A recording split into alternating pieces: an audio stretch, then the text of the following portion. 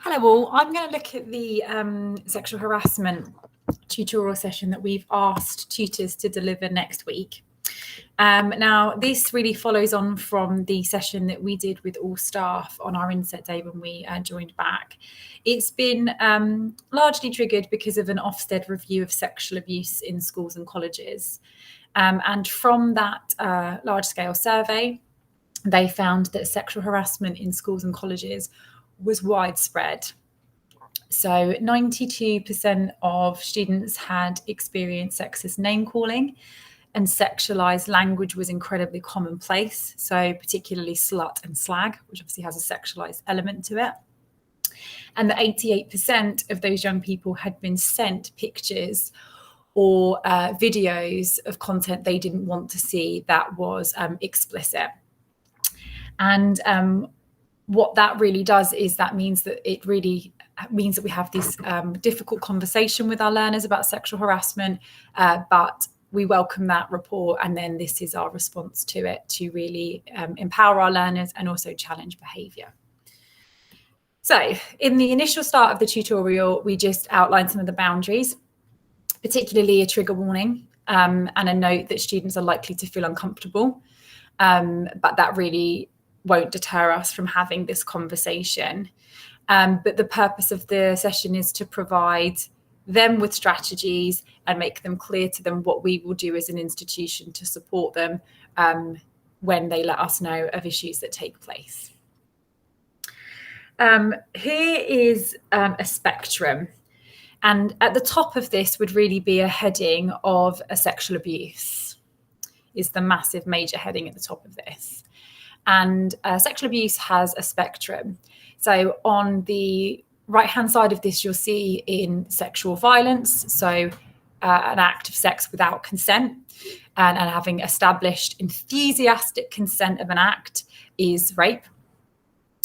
Any sexual assault, so any sexual touching of any kind, and then things like upskirting. So sexual violence is at the extreme of sexual abuse. That is not to downplay the sexual harassment at the other side. And what we're trying to do here is to make incredibly clear what we mean by sexual harassment. And that is sexual remarks about somebody's body or appearance. It is invading somebody's personal space. And it is staring. So it's staring at somebody's breasts, it's staring at somebody's groin, it's staring at somebody's backside, or it's looking up and down somebody's body. Any unwanted sexualized comments. Again, the sexualized language of slut and slag, and repeatedly asking for a date, a number, is also sexual harassment, as well as telling any sexual lewd stories that people do not want to hear. So in terms of online sexual harassment, that takes the form of receiving explicit photos or videos. Doesn't matter if it's somebody else, but it's receiving images or photos you did not consent to seeing. It's being pressured to send nude images or semi-nude images, which we know from the report is incredibly widespread, along with cyber flashing. So cyber flashing is when the other person shares an intimate photo of their body. And again, the person receives it that didn't want to and didn't consent to seeing such images. The non-consensual sharing of intimate photos. So whether they're in a relationship or talking, somebody shares a photo of themselves and that photo gets shared with other people, or other people see that image. It's a criminal offence to do that. And it's important to make the learners aware that the only person at fault in that situation is the person who shared the image without the consent. That is the problematic behaviour. So what we're doing is we're making clear what we mean by sexual harassment. So there's no misinterpretation. This video is of a young woman walking through New York. And in this clip, it serves to highlight to the learners why it's sexual harassment. So sometimes they'll be like, well, why is looking sexual harassment? But what this clip serves to do is to highlight why it's sexually harassing behaviour.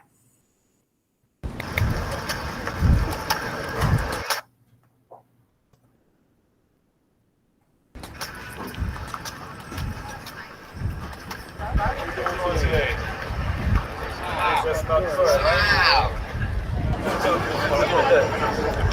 what's up, girl? How you doing? Somebody acknowledge you. So you notice here with the staring on her bum and her breasts.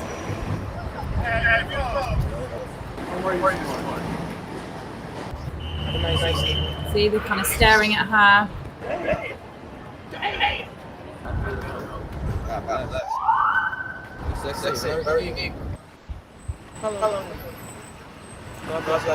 And I note this point in a moment about invading of personal space and repetition.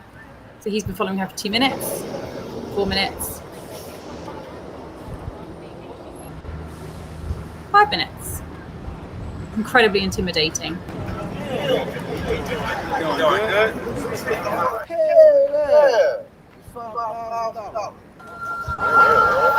Again, staring.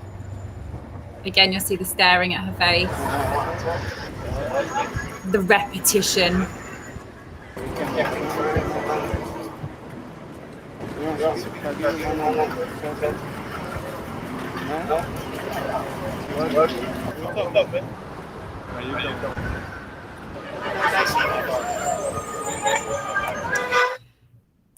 So what it serves to highlight is we've outlined what we mean by sexual harassment, but it serves to explain why staring or looking at parts of somebody's body is sexually harassing behavior. We also stress here that it's experienced in a highly individual way, but it's often in very public places. So it's often on a bus, it's often in the middle of a class, in a corridor along Middle Road.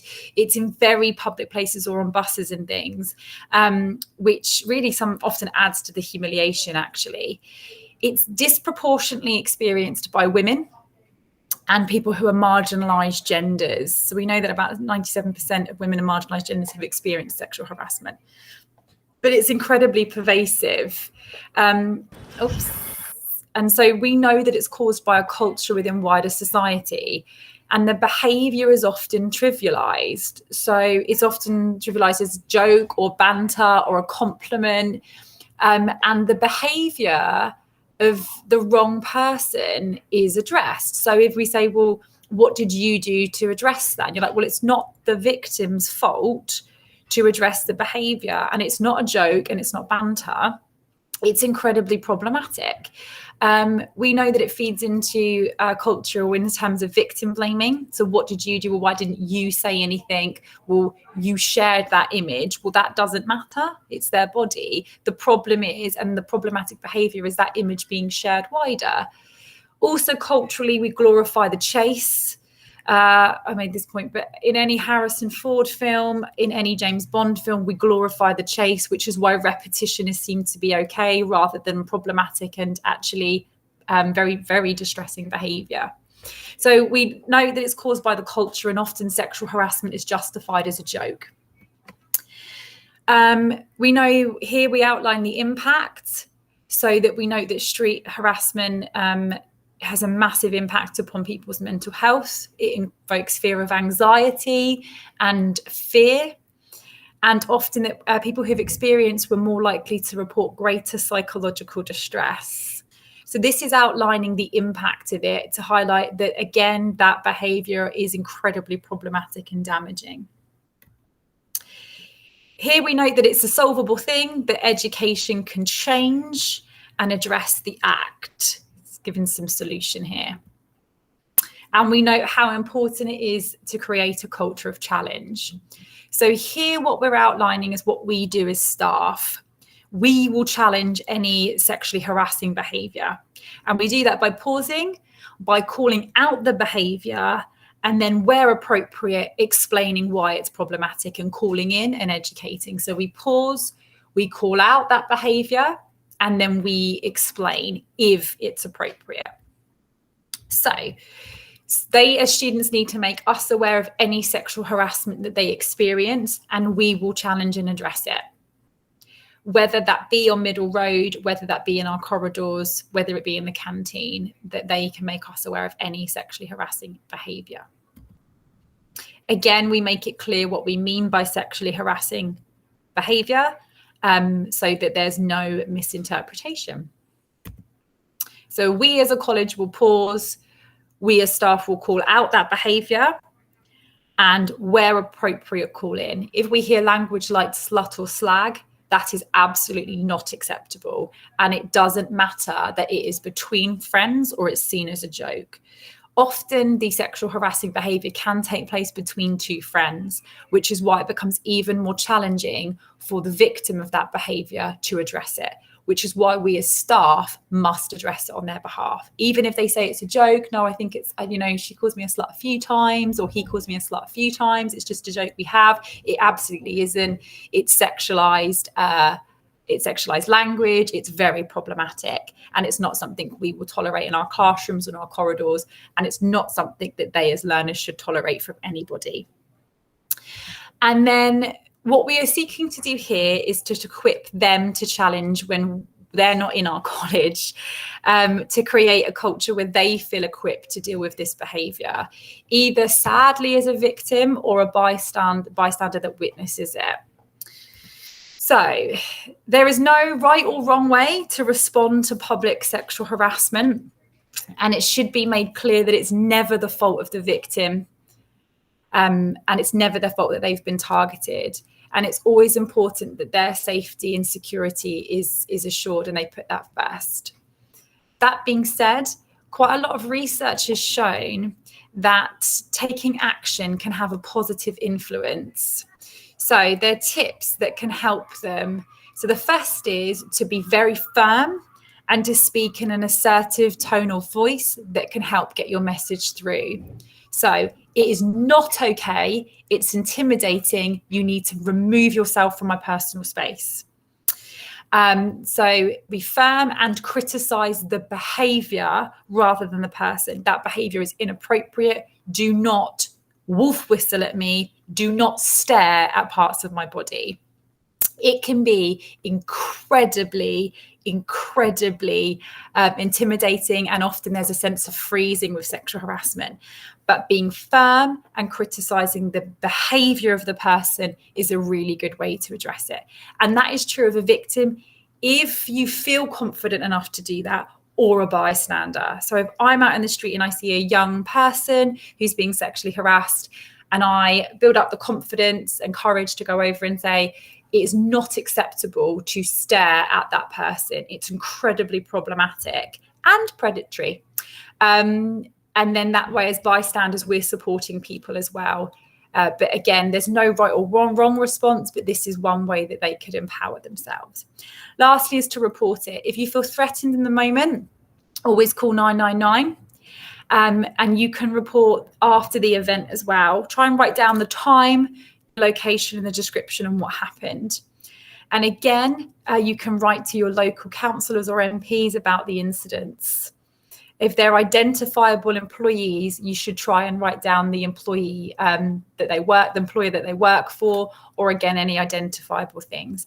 That can also be true as a victim or as a bystander to help support that victim.